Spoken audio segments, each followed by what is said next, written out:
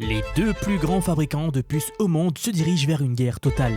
Et elle se joue aux limites absolues de la physique. TSMC, le plus grand fabricant de puces au monde, vient de lancer la production de masse de ses puces en 2 nanomètres. 2 nanomètres, c'est environ 20 atomes de large. C'est le sommet de la technologie humaine, et de cette industrie d'ailleurs. Apple, Nvidia, AMD, Google, ils se battent tous pour en obtenir. Je le répète, mais c'est l'aboutissement de 6 décennies de miniaturisation.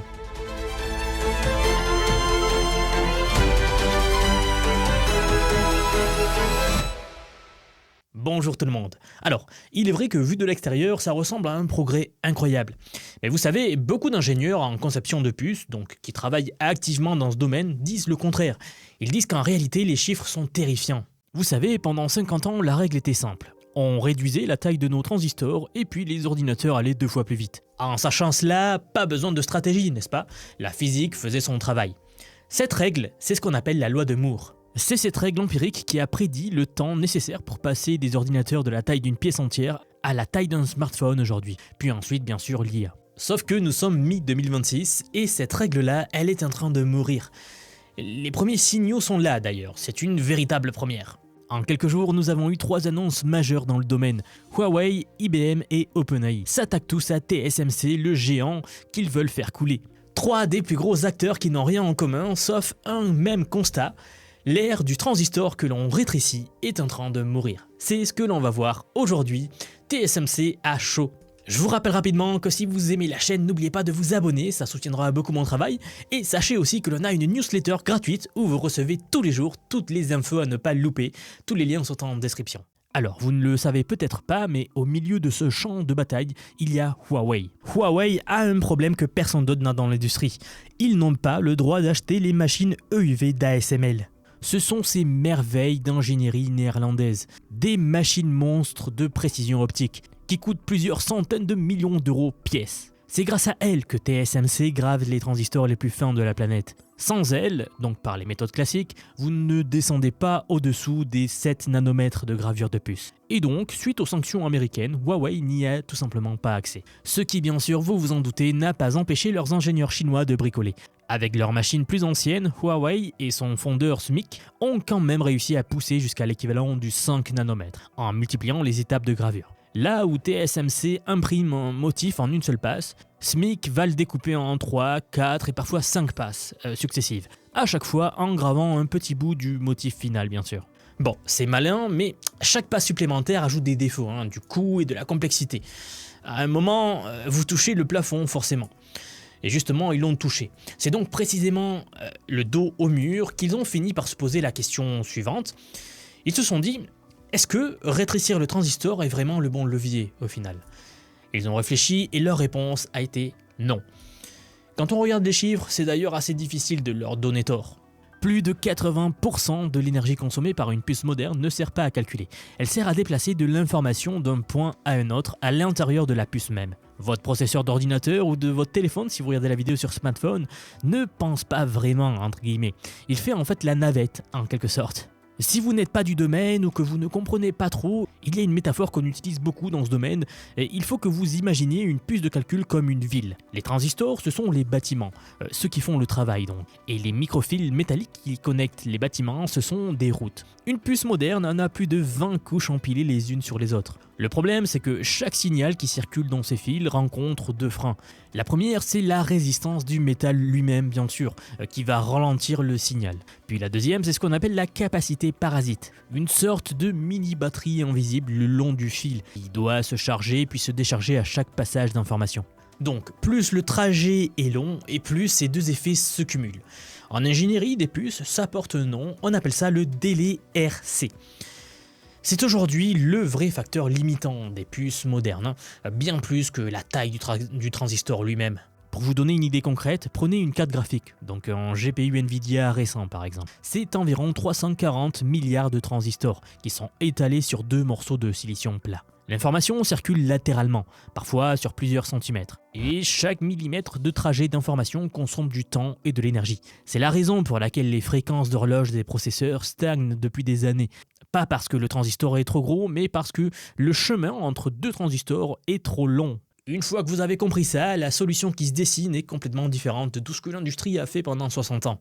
Au lieu de construire toujours plus large sur un plan plat, vous commencez à construire vers le haut. Vous ne réduisez plus l'espace, vous réduisez le temps de parcours. C'est ça qui change tout. C'est exactement ce que Huawei a présenté il y a quelques semaines à Shanghai, devant toute la communauté scientifique du monde, réunie lors d'un très grand sommet international. He Tingbo, donc la présidente de la division semi-conducteurs de Huawei, elle est réapparue en public après 7 ans de silence complet. 7 ans dans l'ombre, c'est ce qui correspond au début des sanctions. C'est ce qui est d'ailleurs assez ironique, parce que l'histoire de la technologie nous montre que, en réalité, les sanctions produisent souvent l'effet inverse de celui recherché. Quand les États-Unis ont coupé le signal GPS à l'Europe pendant la guerre du Kosovo en 1999, l'Union européenne a lancé le programme Galileo, qui est aujourd'hui aussi précis que le GPS américain. Ou quand l'embargo pétrolier de 1973 a frappé le Japon, il est devenu le leader mondial de l'efficacité énergétique automobile. Le patron de Huawei l'a dit lui-même d'ailleurs lors de sa plus récente interview, il a dit publiquement, je cite, « Si les États-Unis ne nous avaient pas forcés, nous n'aurions pas pu faire tout cela. » Nous n'aurions jamais fait tout cela en gros. Donc la contrainte force la créativité.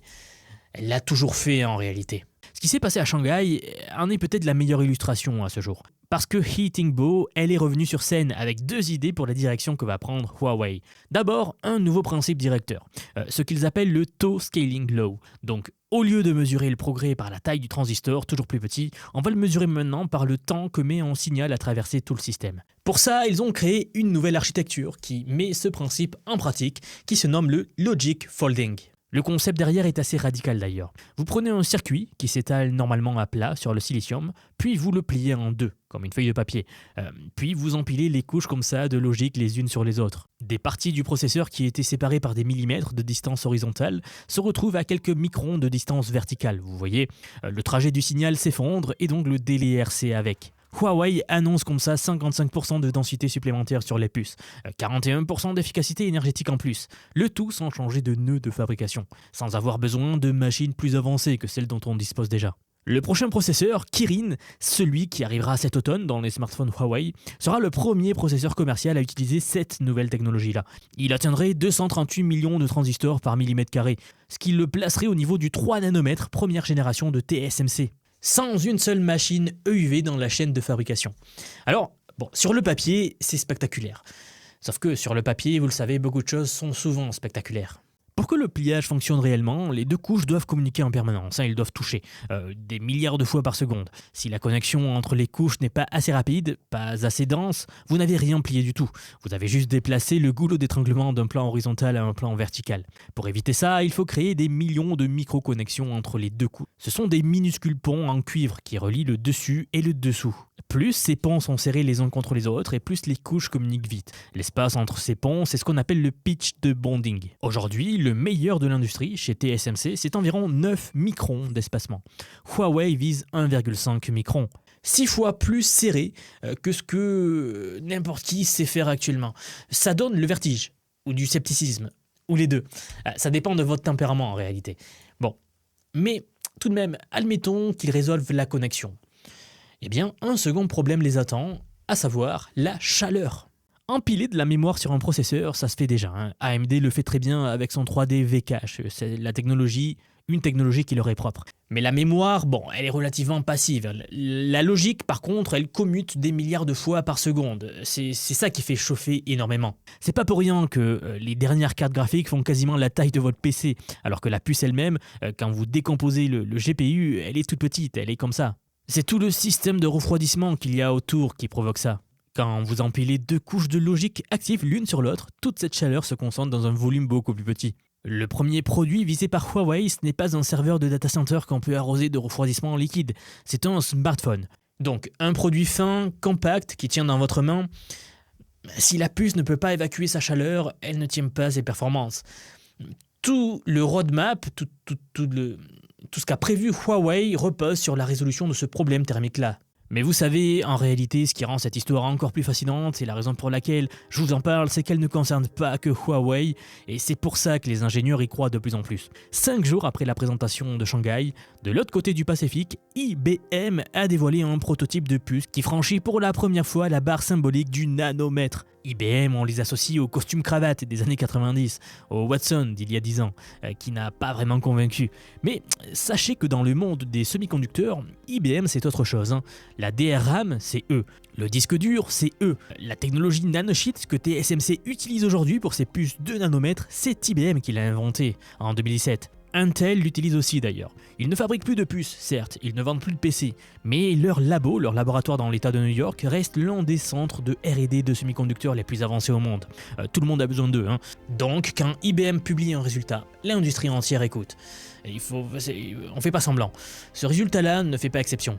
Pour vous donner un ordre de grandeur, c'est délirant. Un nanomètre, c'est à peu près 10 atomes mis côte à côte. IBM est descendu à 0,7 nanomètres, soit 7 atomes d'épaisseur environ. Leur prototype loge 100 milliards de transistors sur la surface d'un ongle. C'est le double de ce qu'ils avaient réussi à faire en 2021 avec leur puce 2 nanomètres. Côté performance, ils parlent de 50% de puissance en plus, ou alors de 70% d'énergie en moins, en puissance égale, selon ce que vous choisissez d'optimiser. Vous le voyez, le point commun ici avec Huawei, c'est la verticalité. On empile au lieu d'étaler, bien que la méthode pour empiler soit fondamentalement différente de ce qu'on fait aujourd'hui. Huawei fabrique 2 couches de transistors séparément, puis les colle l'une sur l'autre. IBM, lui, fabrique les 2 couches séquentiellement sur la même galette, l'une au-dessus de l'autre sans jamais les séparer. Quand vos transistors font quelques nanomètres, cette différence n'est pas un détail, et la précision de l'alignement entre les couches change absolument tout. Et IBM obtient un alignement que le collage de Huawei ne peut tout simplement pas atteindre. À ce jour, pas aujourd'hui en tout cas. IBM a aussi débloqué un point que l'industrie considérait comme un mur depuis des années, ce qu'on appelle la SRAM. Donc, c'est cette mémoire ultra rapide intégrée directement dans les processeurs, celle qui est dedans et pas à l'extérieur comme la RAM par exemple. Celle qui sert de tampon pour les calculs les plus critiques.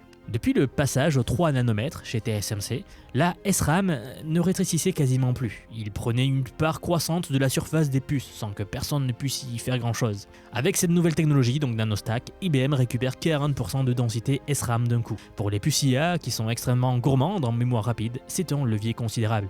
Certes, IBM ne fabrique plus ses propres puces depuis longtemps. Ils licencient leur design à des fonderies partenaires comme Rapidus au Japon. Mais la démonstration technique, elle est là. Le passage à la 3D à l'échelle du transistor lui-même, ça fonctionne. Donc vous avez 2 approches concurrentes sur 2 continents qui arrivent à la même conclusion. La prochaine décennie de progrès en semi-conducteurs sera verticale. On passe à la 3D. Et puis, pendant que ces 2 géants se disputent l'avenir de l'architecture de silicium, un 3e acteur a ouvert un front que personne n'attendait sur ce terrain-là. OpenAI. Si vous suivez la chaîne, on en a rapidement parlé lors de la dernière vidéo des actus IA de la semaine. Le 24 juin, la veille de l'annonce d'IBM, OpenAI a présenté Jalapeno avec Broadcom. C'est leur tout premier processeur d'inférence. Un processeur taillé sur mesure pour faire tourner donc les grands modèles IA bien sûr comme ChatGPT ou Codex ou Claude ou peu importe. Mais le chiffre qui m'a le plus marqué, ce n'est pas celui des performances de la puce, c'est surtout le temps qu'il a fallu pour le concevoir. 9 mois. Du concept initial au tap-out, c'est-à-dire la dernière étape avant d'envoyer le design en fabrication. D'habitude, pour un processeur de cette complexité, il faut compter 2 à 3 ans environ. OpenAI a comprimé ce cycle par 3, en utilisant donc ses propres modèles d'IA pour accélérer la conception. La boucle est assez vertigineuse quand on y réfléchit.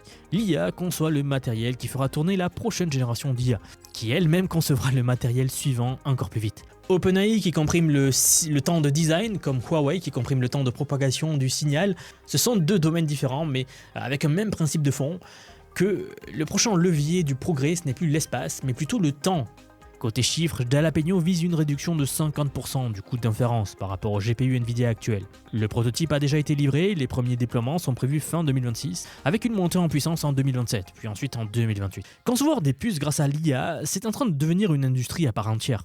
Vous l'avez vu, ce qui se joue en ce moment dépasse largement la rivalité entre Huawei et TSMC. C'est un changement de paradigme à l'échelle de toute l'industrie des microprocesseurs. AMD empile de la mémoire sur ses processeurs depuis 3 ans. Intel, on n'en a pas parlé, mais eux aussi, ils déploient l'alimentation électrique par la face arrière du wafer sur son E18 Angstrom et font des percées. TSMC prépare d'ailleurs sa propre version du même concept. L'ère où le progrès se mesurait exclusivement en nanomètres de largeur, elle est en train de se refermer. La suivante se mesurera sans doute en temps de parcours du signal, en nombre de couches empilées, en intelligence du design. Dans ce nouveau monde, les avantages historiques comptent moins. Vous le voyez, ce qui compte davantage, c'est la capacité à innover en architecture, en intégration système, en agilité. Ce qui compte peut-être le plus, c'est la capacité à utiliser l'IA pour accélérer chacune de ces étapes, car c'est ce qui est en train de se passer aujourd'hui. On est face à une fenêtre, messieurs, dames. Pour les ingénieurs qui veulent comprendre ce qui est en train de changer, pour les investisseurs qui veulent distinguer le marketing de la réalité technique, pour les entrepreneurs qui sentent que l'IA ne se limite pas au logiciel, et puis finalement pour tous ceux qui refusent de regarder ce monde se transformer sans comprendre ce qui se passe réellement sous le capot. Si vous en faites partie, si vous voulez comprendre comment l'IA est en train de redessiner chaque couche de notre économie, alors j'ai justement quelque chose pour vous. J'aimerais vous dire que depuis quelques mois déjà, j'ai construit un programme d'apprentissage unique. Je vous apprends l'IA sous tous ses aspects. C'est un parcours que j'ai créé et pensé pour vous transmettre tout ce que je sais. Alors non seulement sur les modèles d'IA comme ChatGPT, Gemini de Google, Grok de Elon Musk, Claude, etc. Je vous montre en fait et surtout la manière de les intégrer concrètement dans votre vie, dans votre travail, dans vos projets. Et ce que vous soyez salarié, indépendant, entrepreneur ou même à la retraite. Car oui, nous avons beaucoup de retraités dans la communauté et ils utilisent l'IA au quotidien. J'ai récemment sorti la plus grosse mise à jour à ce jour de la formation. Ça fait un petit moment que j'en parlais, mais ça y est, elle est là, elle est en ligne. C'est un module entièrement dédié à l'automatisation par IA, donc en utilisant N8N. Autrement dit, la création d'agents IA, donc des espèces de salariés virtuels qui vont travailler pour vous et tout faire pour vous. En somme, vous faire gagner des heures et des heures et des heures. Vous êtes déjà plus de 6 à 7 000 à avoir rejoint ce programme, donc merci pour tout ce soutien. Et enfin, sachez qu'il n'y a pas besoin d'être développeur, pas besoin d'avoir un profil technique. Je vous prends par la main et pas à pas, avec des leçons vidéo claires, des cas concrets pratiques, on voit tout ce qui touche à l'IA. Dernier point, mais pas des moindres bien sûr, si vous nous rejoignez aujourd'hui, vous aurez accès à toutes les évolutions du futur. Sans surcoût, accès illimité à vie à tout ce que je veux vous apprendre. Donc aujourd'hui, c'est un paiement unique, ce n'est pas un paiement mensuel, c'est juste un paiement unique et vous aurez accès à vie à toutes les mises à jour que je vais faire en permanence et que je fais en ce moment même d'ailleurs. Donc si cela vous intéresse, vous avez les liens en dessous de la vidéo, donc soit en description, soit en commentaire épinglé pour nous rejoindre. Dans tous les cas, moi, je serai très heureux de vous accueillir dans le programme Vision IA.